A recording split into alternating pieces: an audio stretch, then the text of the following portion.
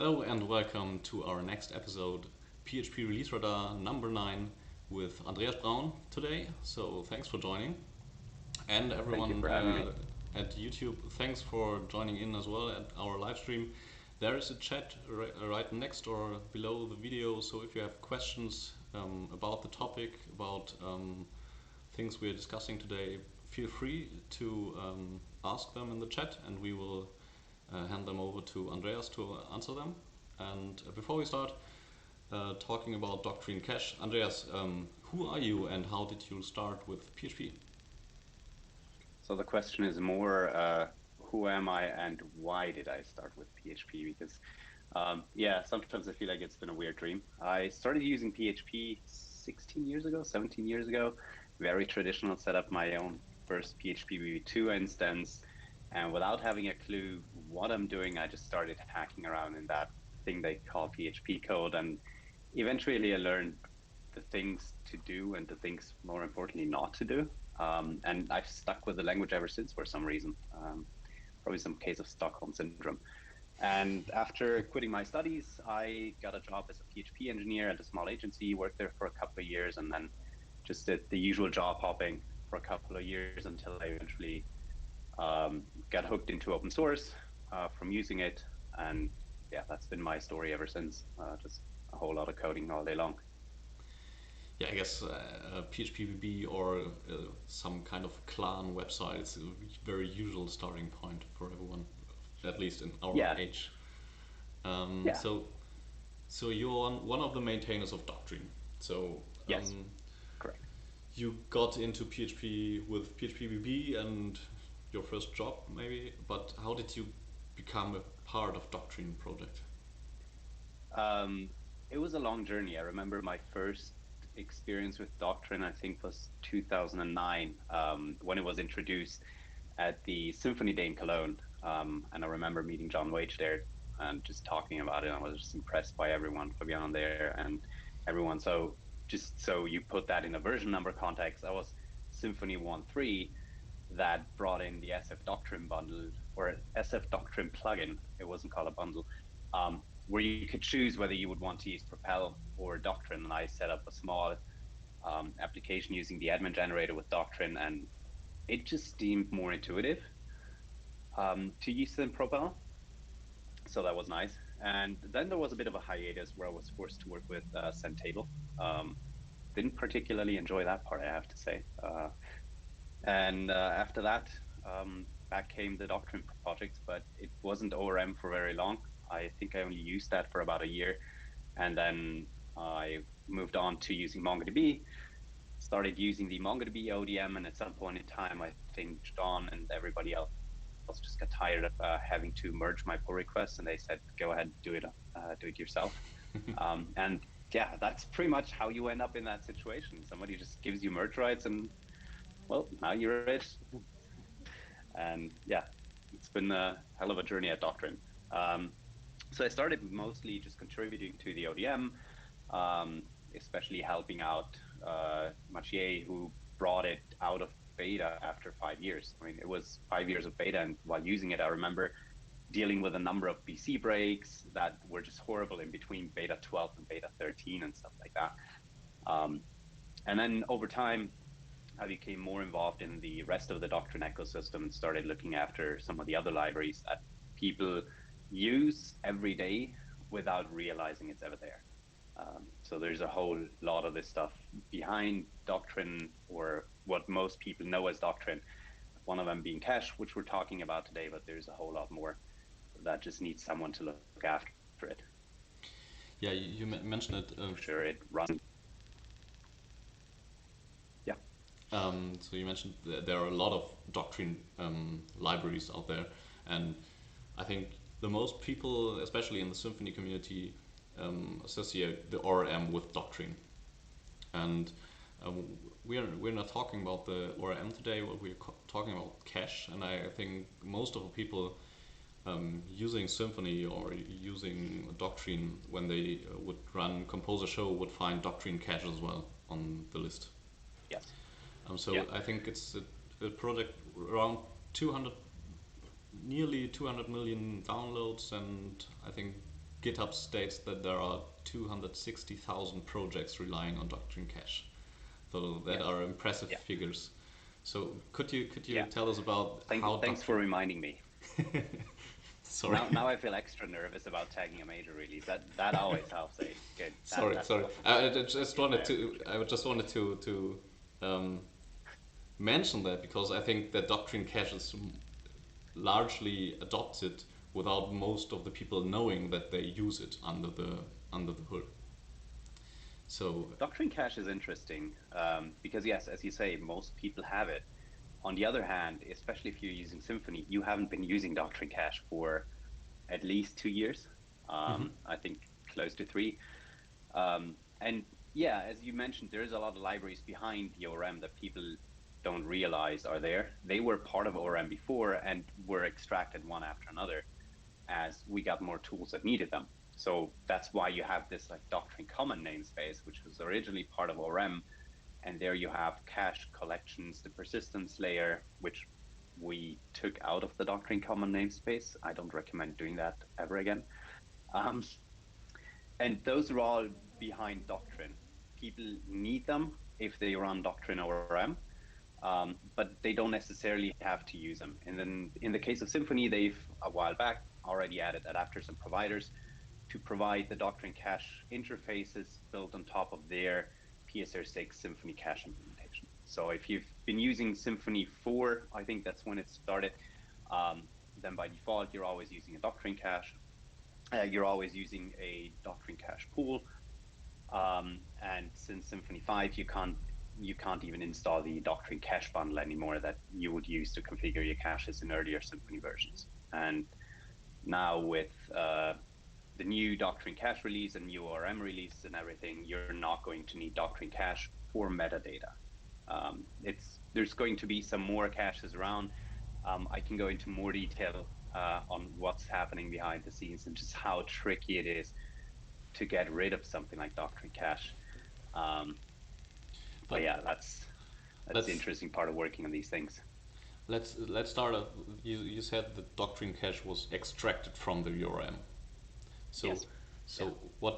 When did it happen? What was the motivation to have a standalone package? Do you know? Were you part of the team back then as well? No, that was all before my time. I'd have to go back in the Git history to see where it's been around. I know of some parts of Doctrine that have been around in that form in Doctrine 1, and were then migrated to Doctrine 2. So we're talking in parts about code whose root architecture sometimes was devised somewhere in 2007 or 2008. Okay. So, when you have a 14-year-old architecture, it gets tricky. The reason it was extracted was simple because all of these libraries initially were just there for ORM. But eventually, John Wage started using MongoDB, took the ORM, and pretty much in an overnight effort, converted it to using MongoDB with pretty much the same API. And to make that sustainable, you need to start extracting packages because they're no longer part of the ORM, but rather part of, or they're used by more libraries. So for example, ORM needs a cache, debug needs a cache, but annotations also needs a cache. The persistence libraries also need a cache. And so that's why obviously we extracted it at some point in time back in the days when monorepos were not that popular, just extract it to its own GitHub repo, and that's it. And that's how it got out. And back then, when Doctrine Cache came around, there was no PSR6, there was no PSR16. I mean, there wasn't even PHPB to standardize anything. And so people started using this cache library because the interface, I guess, kind of makes sense and it was there. But the problem is that the library was never really designed for anyone to use as a general cache to put whatever they want in, but rather it was there for ORM to use and it just happened to be available. Which is why eventually everybody used Doctrine Cache until the PSR6 thing. Okay. Yeah, that's a long time. I don't really know when the PSR 6 and 16 came out, but I think I would say 4 or 5 years ago now. Yeah, it must have been. And Do we have like a fact checker somewhere in the background? oh Someone that yeah, can, that would be you know. interesting. Maybe someone in the I'm chat. No, searching already. okay. No, I just need to know because just in case saying stuff that I shouldn't be saying. I don't want to have someone pop up in the comments. He's lying. I think there was already an edition by Grégoire about he Oh, wrote that the cache is used in the DBL, so that that was yeah, mentioned by you as well, I guess. yeah, But that is one yeah. reason. Hello, Grégoire. Thanks for helping me debug all the stuff I broke with this cache thing. He's one of the heroes in the background. Never talks about Doctrine, but keeps it running. Yeah, well, the Doctrine project is a really interesting thing, though. There are on GitHub there are 37 people in the Doctrine organization, so that sounds a Yes, lot. If you compare it to yes, that is a Laravel, if lot. you compare it to Symphony, and Yes, um, if we talk about Symphony and Laravel, there are corporations behind the yes. projects. So the Doctrine project, from my perspective, is more openly organized. So can you tell us about the structure and the background of our Doctrine project? Yeah. So one of the reasons why we have so many members in the Doctrine org is because basically you don't quit Doctrine. You can't quit Doctrine. It owns you. It's a life choice. People like Marco, you make the life choice to join Doctrine, and that's gonna be stuck on you. Like, I don't know. No, but in all seriousness, there were a lot of contributors over the years. But just like we move on with our jobs and everything, we move on from open source projects as well. I'm noticing this myself. One of the main motivations for me to work on MongoDB ODM and later all these libraries was because I actively use them. And I had use cases that sometimes need implementing, like the aggregation builder feature that I built for MongoDB ODM. And once you don't use the library anymore, it gets harder and harder to realize what your users want. And it's a lot more difficult to tell whether the feature you're building makes sense in an application, because you have a different view on things when you use a library versus when you just build it but not use it as a consumer. And that makes things difficult. And eventually you realize that you can't, like, you're looking at a pull request and you're like, okay, I wish I had a way to test this, but I don't have any application or anything. And I'm not really sure what it does. So you start to like take a step back and maybe not approve it because it looks good, but just let someone else or handle it, or hope someone else is going to handle it. That's how it goes. It's very loosely organized. People, if you contribute a lot or something, we realize that you're creating a lot of good quality pull requests or something. At some point in time, we're going to get tired of merging them. So that's when we would invite someone to join the org to just take care of this themselves. And yeah, that's pretty much it. And then everybody's free to work on the stuff they want to work on. If you want to work on Debel, you work on Debel. If you don't want to work on Debel, you don't. I'm not touching it with a 10-foot pole, for So, example. Like, that's just one of the things I don't want to work on. but are there some, well, just a random detailed question, are there some regular meetings with all Doctrine contributors or organization members, or how do you approach projects No, in this organization? none in the wider scope. So we've done these for MongoDB ODM to triage issues, to talk about release schedules and stuff. We had a bi-weekly meeting um, where we would talk about these things. The rest was very asynchronously over Slack.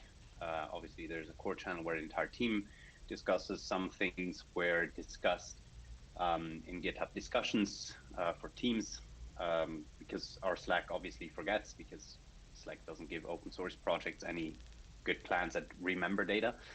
Um, so that's, obviously it sucks if you have a discussion, make a decision, and want to go back, look it up. It's like, oh, too bad, you've written too many messages since then.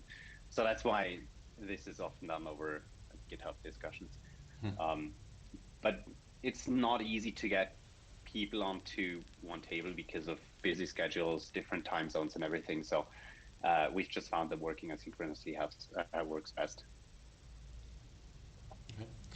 Yeah, I really think that might be quite challenging from time to time, because when Yeah, I think Nicolas or Fabian was in a keynote, they told that they spend 50% of their open source time managing community and bug fixes, so not developing new yeah, features. So yeah. that might be very stressful if this is just a side gig for you, right? Yeah, I mean, it's interesting because nobody would ever have the idea to run a company like most open source projects are run. Very often it's just a ragtag bunch of developers who mostly are of the same opinion and have a vision of where they want to work to. But you have nobody doing project management for you. You have nobody doing product management for you, like asking users. You're pretty much everyone. We always look for new developers to join projects because we want to help writing those pull requests and reviewing them. But then on the other hand, the project side of things needs just as much attention. If you look at ORM, that's had an issue queue of almost 1,000 issues or even more than 1,000 issues for years. I mean, come on. But obviously, if you start going through these, it's painful. But you need someone that can help develop a process on how to deal with this and also field new incoming tickets, help triage them, get opinion from engineers on, is this a bug that we want to look at for the next patch release? In fact, someone that organizes like what's our patch release cadence. All of that stuff takes time, and doing that in unpaid time is challenging, to say the least. Yeah.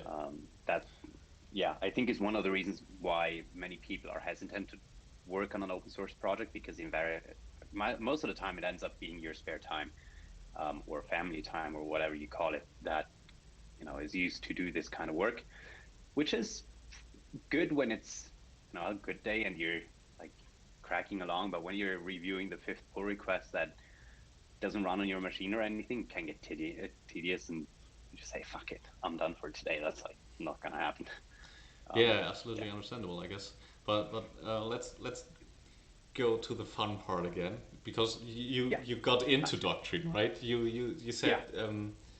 you got into ODM because you were using Mongo at your workplace. Yeah. Yeah. So for you, it was just a easy thing to enter the Doctrine world and create pull requests, or did you find it hard to start with open source? No, no, like I was scared shitless when I opened my first pull request. And I think my first public pull request at all on GitHub was to Symphony.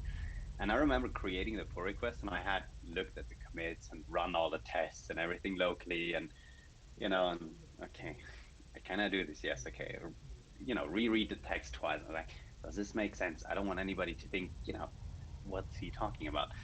And then I send it, and it takes like 10 seconds for that dumb bot to say, oh, you've made a mistake. Here you go. You want to go fix it? That's like red X. Like, shit. Someone's gonna notice. I get really nervous and started patching it and just amending commits, force pushing, so nobody sees the errors of my waits. That was back when GitHub didn't put like the little note in. This branch was force pushed 5 times, most recently from. That was like, ooh. Um, no, I was really nervous. It comes with time, where at some point in time you just get comfortable doing it.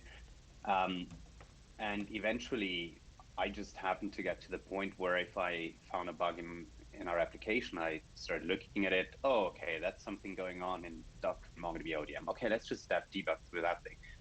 And I got to know the code base, and at first just started writing more detailed issues.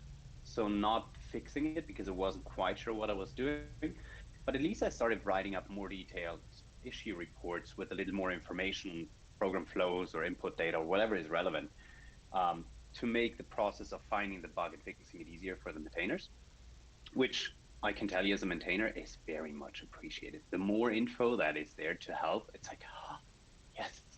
Oh, they've included a test case. Oh, I want to send an elephant to everyone that includes test cases for their bugs. And that'd be, oh, I don't have enough elephants. Speaking of which, I'm giving this one away for good questions during the talk. So Ooh, yeah, if that's a you want a challenge. nice Heroku elephant, courtesy of David Silke, um, bring good questions. Anyways, back to topic. And no, at some point in time, I found bugs and I thought, okay, I can fix this, and got the tests set up locally, which was difficult. Maintainers write contribution docs. Nothing sucks more than wanting to fix your library and realizing I can't get tests to run. Oh God, I hate it. And I started creating pull requests and got feedback and started improving them, started to learn the ways of like what to look at in terms of like what's important to have in the pull request, what kind of tests do you need, because suddenly you're not developing an application that your customers are going to use, but you're building a library that is used by potentially millions of people. And the one change that fixes things for you might just completely break someone's shit.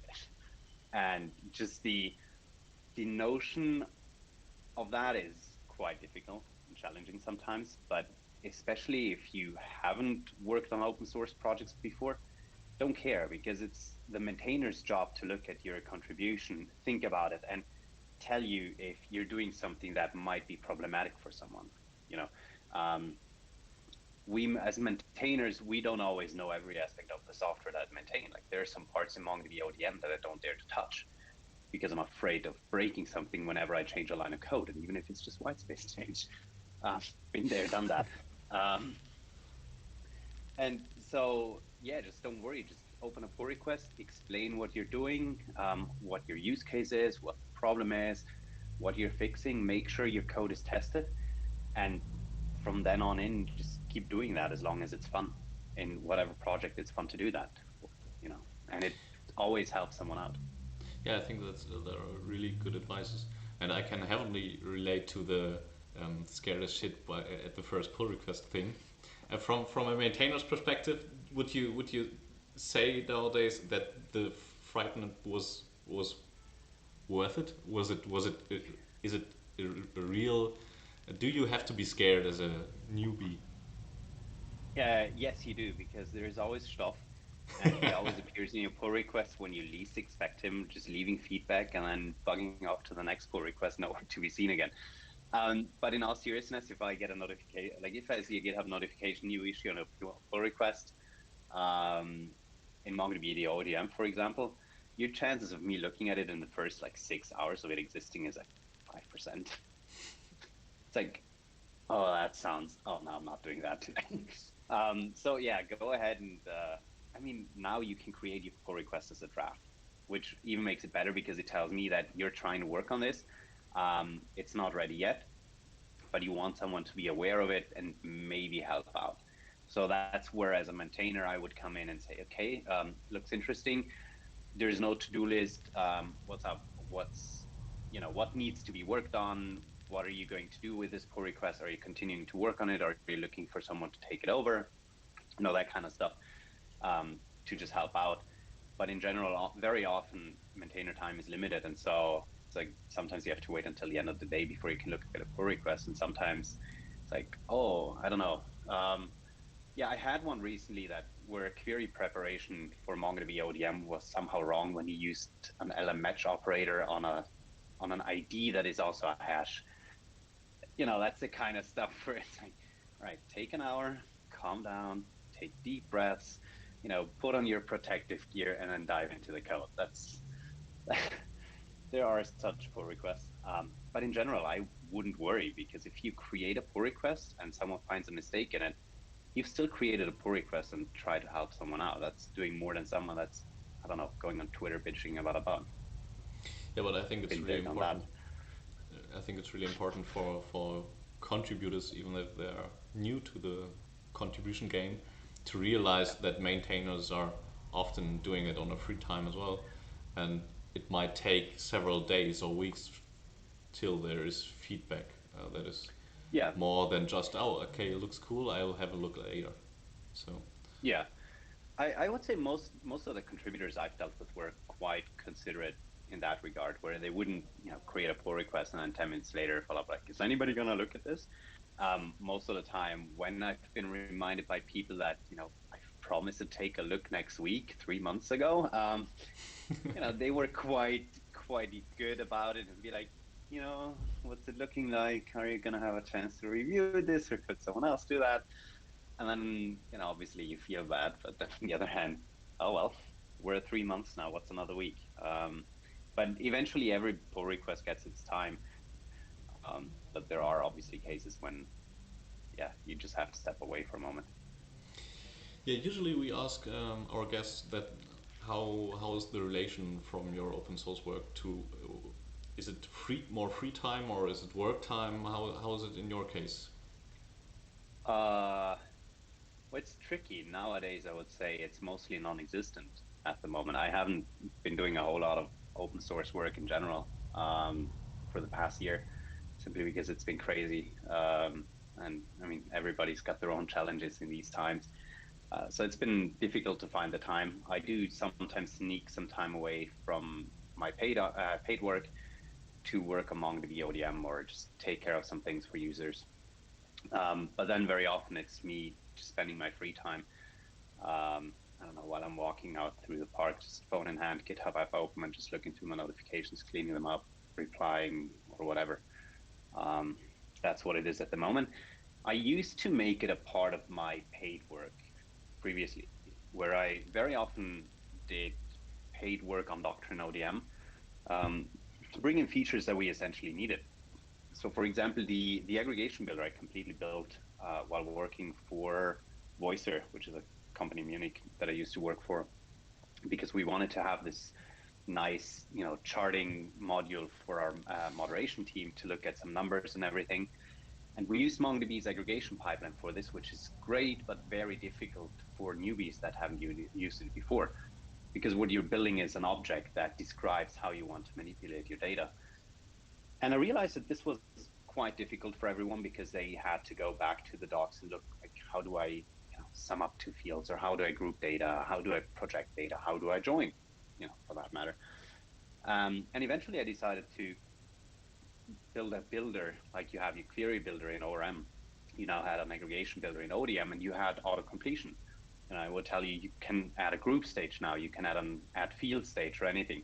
And that made it a lot easier for our engineers to build this. So obviously I built this in our work time because essentially that was a huge productivity boost for whenever we needed to work on anything related to aggregation. And that's the kind of work that was always welcome as well from my bosses. So my bosses were quite good in that regard, where they allowed me to work on open source projects and also do all the community work associated with it, going to conferences, meeting people that use your stuff, talking to them, getting feedback about what's good about the stuff that I built.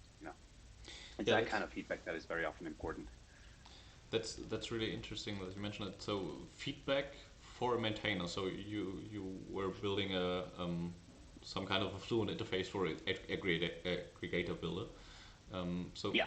so how does the feedback for that reach you as a maintainer? Is it only the bug reports on GitHub, or how does it work for you? Well, that's a bad example because I could walk over to the desks of the other engineers that used it um, and ask them about it.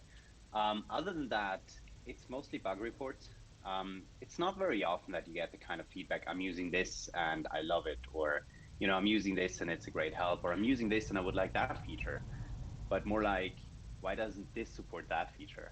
Like, Mm-hmm. all right, you're welcome. Well, the reason why it doesn't support that feature is because you haven't created the pull request for it yet. It's plain and simple, Um, ask a dumb question, get a dumb answer. But otherwise, I usually use conferences. So I'm a big fan of the conference hallway track. I spend more time in that than anything else at conferences, and just try to talk to people, try to find people that use the libraries, which in case of MongoDB ODM is not that easy at a PHP conference. Because not many people use MongoDB for some reason in PHP. I would love to have that climb up. No pun intended. Um, so yeah, but in general, yeah, you don't get a lot of feedback, at least not the good kind. Let's put it Yeah. this way. So that's something that the community should change for better in the future, I guess. Yeah, but then on the other hand, I think many maintainers also have an issue listening to feedback. I've been in the position very often where it's like your first reaction to, okay, I'm using this and it doesn't work for my use case. It would work better if it were like that. Your first reaction is always like, how dare you attack the stuff I built? I know why I built it that way. It has its reason.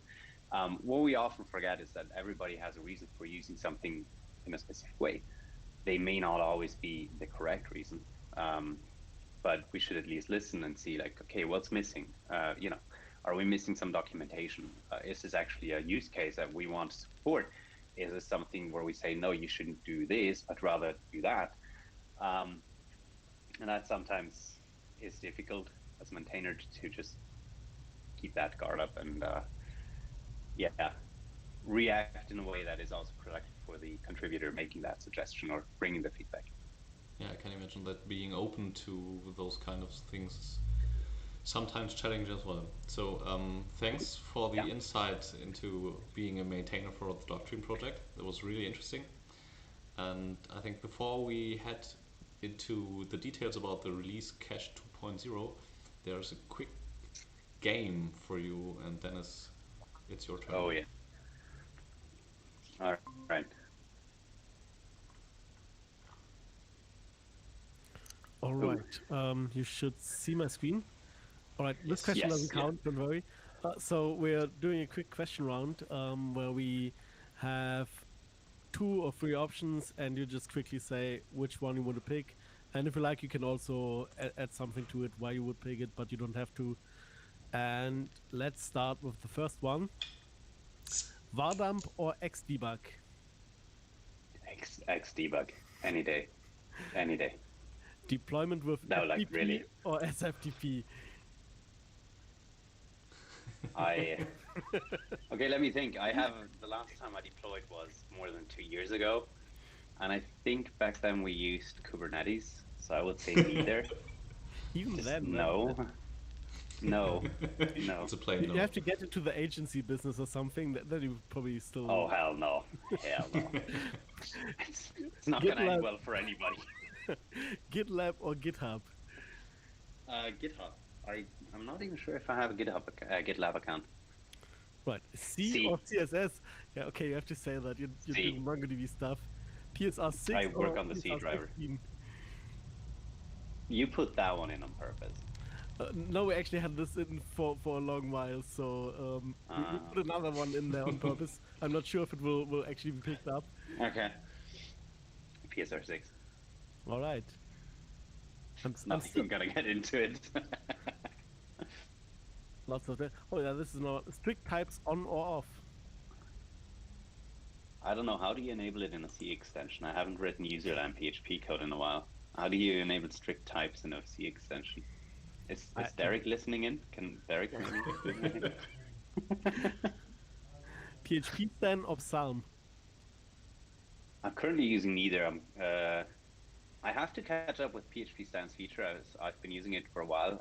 We've started integrating Psalm into Doctrine because it used to have better generic support, but I think PHP Stan has caught up. But I'm gonna defer the question to Gregoire. He can answer in the comments. I think he's watching. Oh yeah, he said both. And right. Twitter or Reddit? I haven't been on Reddit for 6 months or so because it's been too draining. So Twitter. All right, I'm not sure if it doesn't pick up the question I wanted to pick up, so I just say it without it being there. VI. No, we can go through. We can get through. Come on, VI. They will. There you see. Xdebug. We already had this.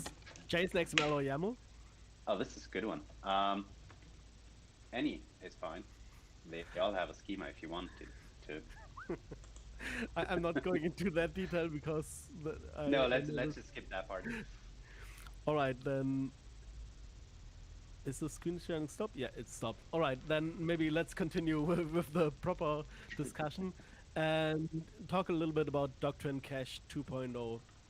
So, you already mentioned it's in many projects, basically by the virtue of being part of the Doctrine tools that they pull in. And you also mentioned that it was created before PSR6 standard and PSR16 standard came about. And so maybe before I actually want to argue, like why is Doctrine Cache becoming obsolete? But yeah, maybe let's start with that question. Why is Doctrine Cache becoming obsolete? Well, for starters, you're not using actually Doctrine Cache when you're using Symphony. You're using Symphony Cache. The only thing you're using from Doctrine Cache are the interfaces. And once we manage to release the new ORM version and Doctrine Bundle version and everything, you're only going to use the interfaces and some compatibility layers between Doctrine Cache and PSR6.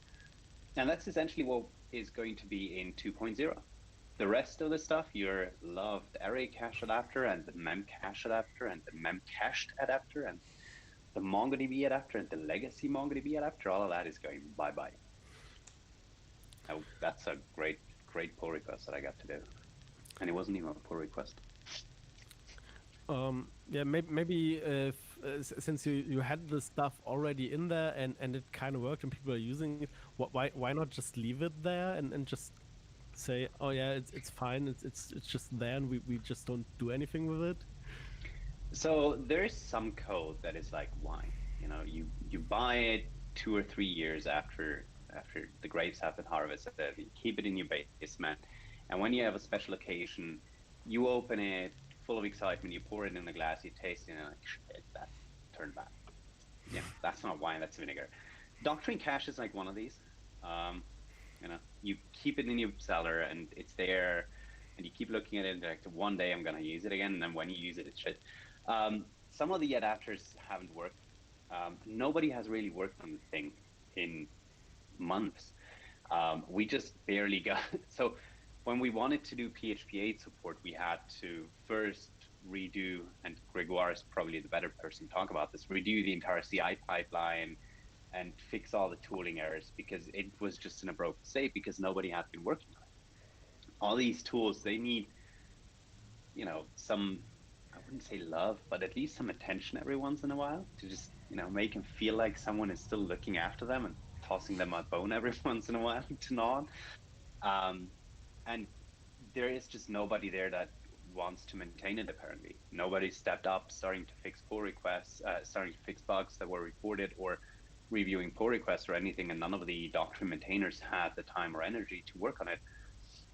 And so it was, I think, 1.5 years ago when I started thinking about like, okay, how can you get rid of something that is used by this many projects without, you know, causing chaos in the entire ecosystem, because that can be a very big recipe for disaster if you don't play it right. So essentially, we've made the decision that by now there are many other cache libraries that, you know, support either PSR6 or PSR16 that are doing a way better job, that are way better maintained than Doctrine Cache, and it doesn't make sense for you to be constrained to Doctrine Cache, which we are not maintaining for our own stuff. And so a big part of the discussion was like, what are we replacing it with and how are we going to do it? And eventually we settled on PSR6 and are now in the process of creating updates for a lot of Doctrine libraries to support PSR6 caches, in addition to Doctrine Cache in many libraries until we, you know, provide the next major version, and are deprecating every bit of functionality that has to do with Doctrine Cache.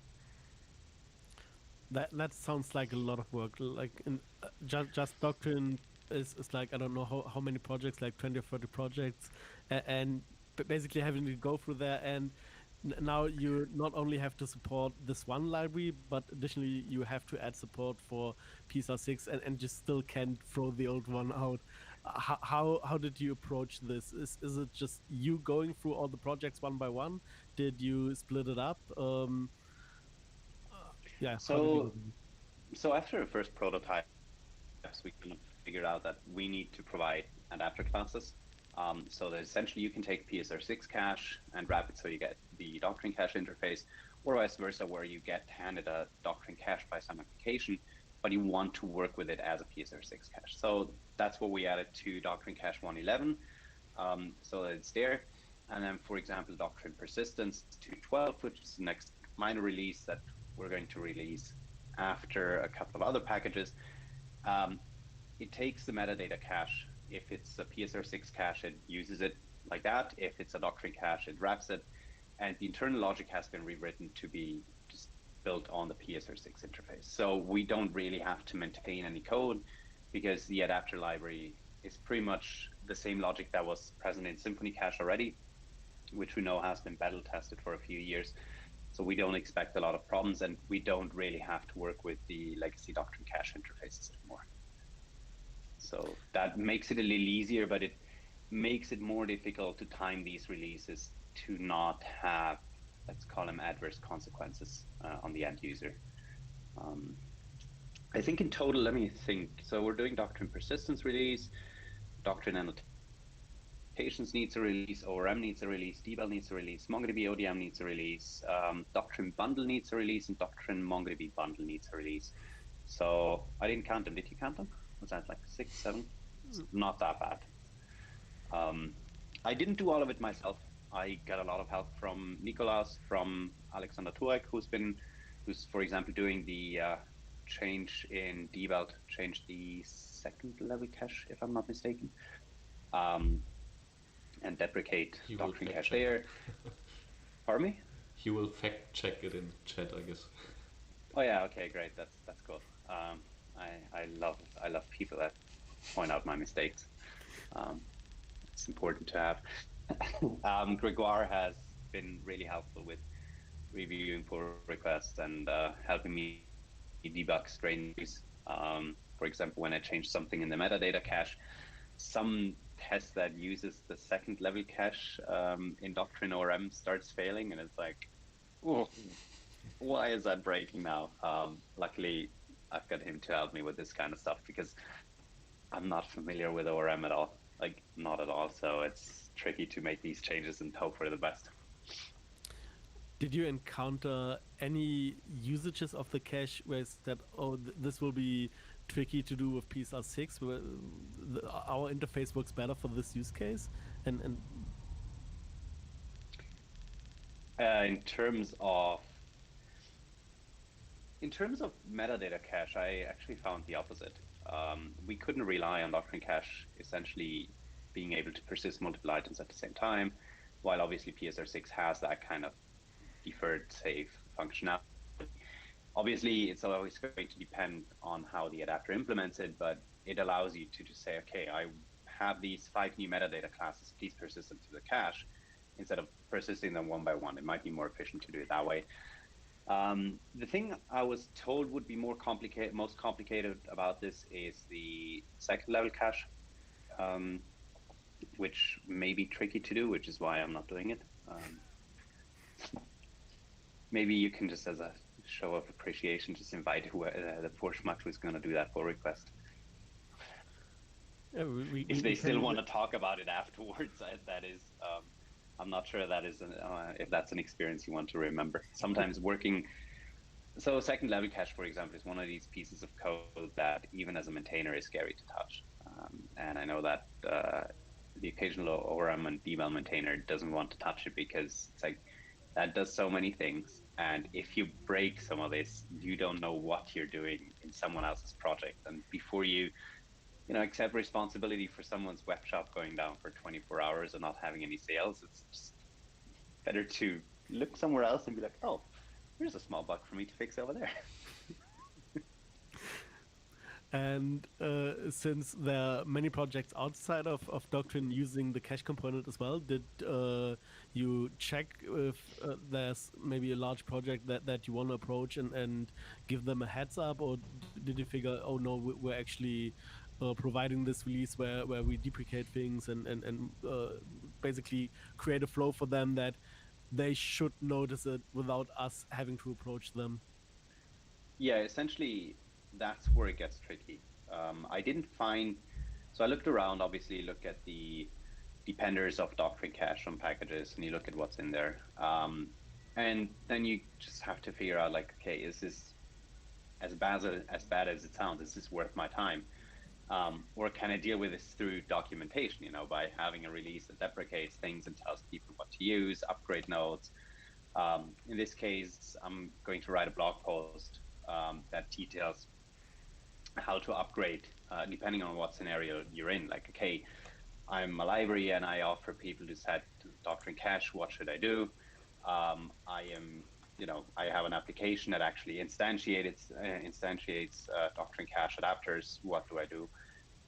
And all of that, because a change to the major version for a package that's used this often is quite tricky to do, because you can end up in dependency hell if any package upgrades to, for example, require 2.0 and exclusively use 2.0 too soon. Your users are going to be in dependency hell, because all of a sudden you might have incompatibility dependencies and stuff like that. So That's where it can get tricky. To avoid that, we basically did what Symphony has been doing for years now. Just create a 1.11 release that contains all this stuff and create a 2.0 release. And as long as you're using any cache adapters, you're stuck on using 1.x. And if you're a library and you just need the interface or anything, you can deprecate the logic or do whatever you need to do. And you can use 1.11 or 2.0 because the stuff that you need is always going to be there. And that's the only way you can do this. Essentially, nobody should just require Doctrine 2.0. That's dumb. You should either accept 1.11 or 2.0, or you should just not require it at all. But you're basically Because already waiting it's for not people. getting maintained. You're already waiting for people to basically open issues like, I use it with an asterisk in my composer JSON. Why did it break everything? Yeah. Oh yeah, absolutely. One of the moments where I realized just how much stuff you can break by doing the most innocuous changes is when we bumped the minimum PHP version for most Doctrine packages to PHP 7.2, and obviously started using PHP 7.2, or I think it was 7.1 back in the days, and we started using, I think, nullable return types or something. And all of a sudden, all of these issues pop up. Like, I've upgraded my composer dependencies, and now I'm getting syntax errors on my server. Why is that? And you did a BC break in a patch release, and not in a patch release, in a minor release, and blah, blah, blah. And after about a week of closing several issues, I got tired and wrote a blog post detailing why, bumping the minimum PHP dependency in a minor release is fine, not a BC break, if you use Composer correctly. Obviously, you don't have to do this in a minor release. You can also do it in a major release. I think Symfony only does it in their major releases, which makes it easier for users to upgrade. But if you use proper dependency management, it's not an issue because Composer knows, oh, you're running 5.6. I can't install that new version of Doctrine Cache. But obviously, if people run Composer update on 7.2 and then deploy to 5.6, there's nothing I can do, basically. So yeah, sometimes you just have to deal with it, deal with the outcome, and just keep telling people, nope, sorry, you're using it wrong. In other cases, you end up just questioning your own sanity, or like even asking, why did we do this? Like Gregoire may want to listen to something else now, put on some, happy tunes or something, but the Doctrine Persistence major version bump, that was horrible from a maintainer's perspective. I don't know how many patch releases it took us to get that done. And all of that because we decided it was a good idea to change the namespace of the package from Doctrine Common Persistence to Doctrine Persistence. So if you're an open source maintainer and you're thinking about changing the namespace of your package, trust me when I tell you, don't do it. It's a trap. Just don't. That was horrible. And all you can do is tell users, terribly sorry for breaking your shit. Here's a patch release. And then the next person complains, you're like, sorry, terribly sorry for breaking your shit. Here's a patch release, rinse and repeat. And so, yeah, not every change is actually suitable for an open source project if you don't want to spend a lot of time apologizing to people. Right, then maybe let's focus on how you try to avoid that for Doctrine Cache. So you already mentioned you have the 1.11 where you basically tell people this is deprecated, you should no longer use it. And then with 2.0, all those classes are gone. And Yes. anything, because after that, the library is, if I understand it correctly, it's basically just interfaces. So what are the next steps for the library? Are you planning on maybe deleting the package or anything, or will it stay up indefinitely? What it will will happen stay with up it? indefinitely, and people will just forget about it until someone eventually finds that repository, realizes, oh, that hasn't been released in like 6 years. I think we can archive that on GitHub and call it a day. I think I archived the Doctrine 1 project on GitHub like 2 years ago. So eventually someone's going to notice. Until then, I mean, if there are critical issues or anything that need to be fixed, we're going to fix them, obviously. But there's not going to be the need for a lot of changes in 2.0 because, as I said, the code that we use to translate from Doctrine Cache to PSR6 and vice versa has been battle tested for years. So shouldn't be any issues. The main work is in the other libraries, where it's tricky because, for example, you configure your metadata cache on a Doctrine ORM configuration object that is then passed on to the Doctrine persistence libraries. So those have to be updated and ORM has to be updated. Now, for example, if we release Doctrine persistence to 12 that deprecates the old stuff, before we make an ORM release, everybody who runs Composer Update between the Doctrine persistence release and the ORM release is going to get bombarded with deprecation notices in Symfony about, hey, you're calling, set metadata cache impl that is deprecated. You should use set cache driver or set metadata cache. And people are going to be like, I'm not doing anything. Why are you telling me? Which obviously leads to complaints, which as an open source maintainer you want to avoid because it just takes up a lot of time and it's frustrating. So the releases have to be timed a little bit. We're still making some of the changes. So that's just the way we're phasing it out slowly, basically deprecating the old functionality of obviously ORM 2.9 is going to allow you to set your metadata cache for PSR6, but there's still the query cache, there's still second level cache that need to be taken care of, which from what I understand might happen in a subsequent release. Die a slow deck and Elephant 2 doesn't have any teeth to chew anymore. It's just how code dies. It's very, very undramatic. You just leave it there to rot forever. Okay, in that case, maybe look at a project where that uses PSR cache, or sorry, not PSR, Doctrine Cache.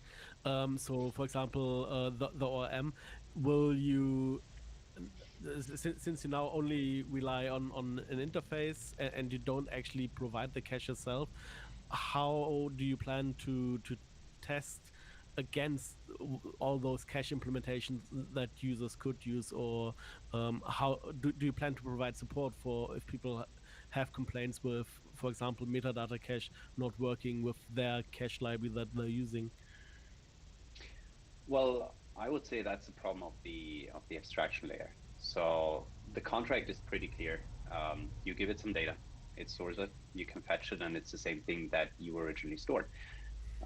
Any cache adapter that follows that contract or that honors that contract is going to be fine to be used with Doctrine Cache, and any that doesn't is not. So for the PSR6 cache adapter, so if you have a Doctrine Cache and you want to provide PSR6 interfaces on it, there is one class in Doctrine Cache that does that.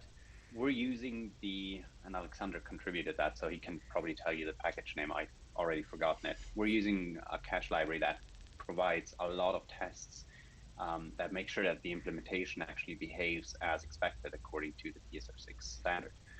And that's the only thing we can do. There is no need to test metadata cache with all kinds of caches because you're not going to cache them all. Eventually, some person is going to be, oh, I'm caching my stuff by sending it through some code that constructs brainfuck code out of your object and then gets executed and then returns your object and it doesn't work properly. I'm like, sorry, I didn't test that one.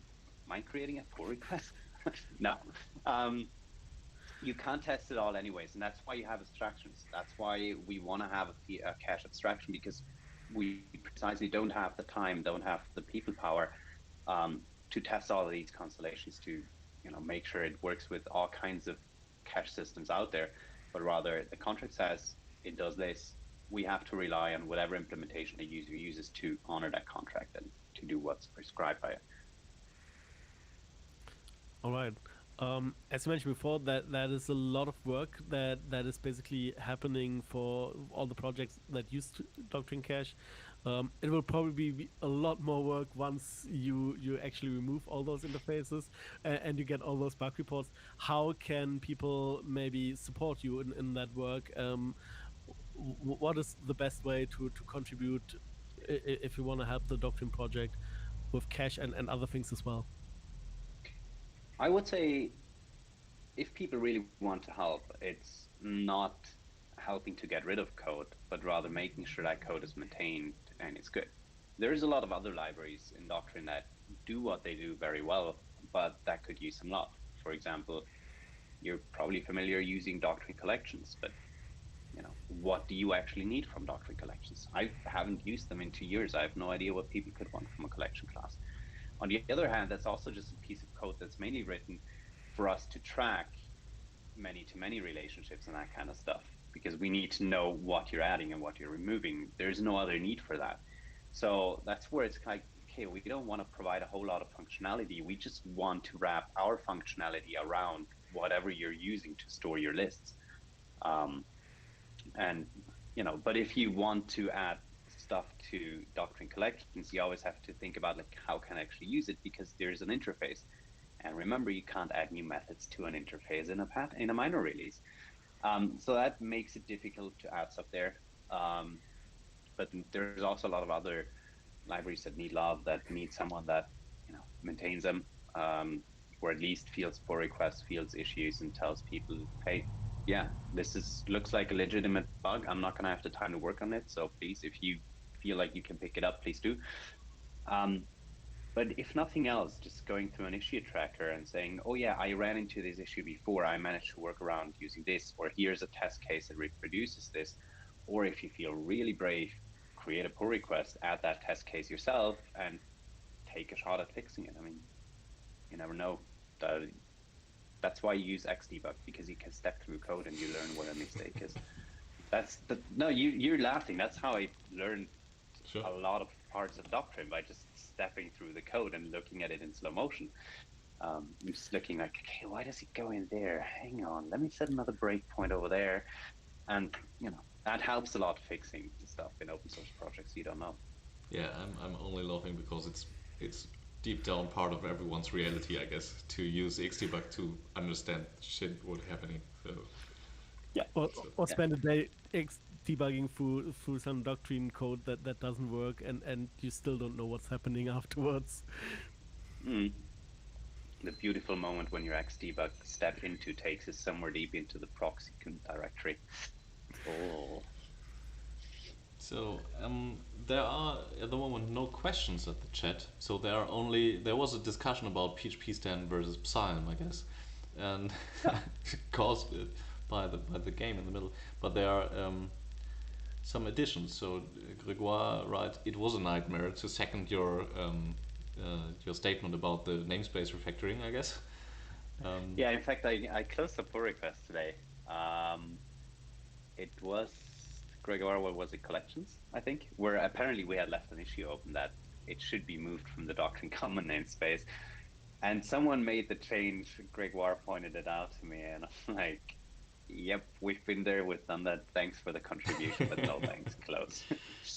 That was that. No, like, I feel bad closing a contributor's pull request, especially when there was an issue that said, somebody should do this. But we've learned so much why it's a bad idea. We're not going to do that again. Yeah. And Alexander adds a statement about a problem with Doctrine Cache and Composer is that Doctrine Cache is in many cases transient dependency, so a major version bump could just slip through. Yeah. So this is where I would recommend for everyone. There's a project called Composer Required Checker. It's a real pain in the ass, and that's why you should use it, because it tells you about these transitive dependencies. It checks what classes you use, and if you use a class that is enough dependency that is not explicitly listed in a require or require def, it points it out to you. It tells you that's a risk. Because yes, if you use any Doctrine Cache code and you don't have an explicit dependency on Doctrine Cache, you can be fully sure that my changes are going to break your shit eventually. And when you complain to me about it, I'm gonna laugh at you. Because I am just that person. Evil you. Make sure that if you use don't use transitive dependencies. It's risky. The Composer system allows you to, which is fine, but it's extremely risky, and especially because, once I don't know. So probably Symphony at some point is going to accept, or like through. So if you use Symphony and ORM, you get Doctrine Cache through as a transitive dependency from ORM through Symphony. And if you then use it and eventually ORM says, well, I'm fine with Doctrine 1.11, Doctrine 2, you're in a bad place, because all of a sudden your code is going to throw exceptions about classes not being found. So make sure to check if you're using Doctrine Cache and have an explicit dependency on it. If you do, and then just get rid of it. I'm not quite sure, but I think I just got the package. You mentioned Composer Require Check. I think it's from Magine Composer Require Checker. Yeah, exactly. So I just posted the link. I hope that might help for some of the people watching. And then there is a last statement by Alexander that you might have to patch it for PHP 9 compatibility. I guess it's about Doctrine Cache 2.0. But no, I'm just gonna change the PHP constraint to be like 8, 9, 10. Bring it on, bitches. I'm just gonna literally order that sentence into that constraint. 9, 10. Bring it on, bitches. That sounds good. I'll do that. Thank you, Alex. It's a great suggestion. All right. So that was really interesting. That was fun. It was great to talk to you about the topics. Thank you for having me. And I think Dennis, Andreas, maybe you have a last statement. Otherwise, friends don't let friends use Doctrine Cache, I guess. All right. No, love your maintainers. Give your maintainers some love. Point out to them if they fix a bug for you. Sometimes just reading a thanks. So what Bernhard Schusek recently made my day after I saw a bug report in ODM and I thought I could fix this. And 2 hours later, I had a fix in a pull request. And he just wrote back, that was quick, thanks a lot. And it just totally made my day. So sometimes, just saying thanks for someone reviewing your pull request or fixing a bug that you have, or just helping you out with a problem just might make their day and might make them more committed to working on some open source project and dealing with someone else's shit, basically. Yeah, I think that's a very great takeaway. And so thanks again. And our next episode will be in 2 weeks, and it's about PHP Bench 1.0 with Dan Leach. So that might be very interesting if you're concerned about performance. So, and we will learn about the tool, which is quite similar by the idea of PHP Unit. And so that's it for today. Thanks, Andreas, for joining. Thanks, everyone, joining in the chat and on the stream. See you around. Bye. Thanks, everyone. Bye. All right.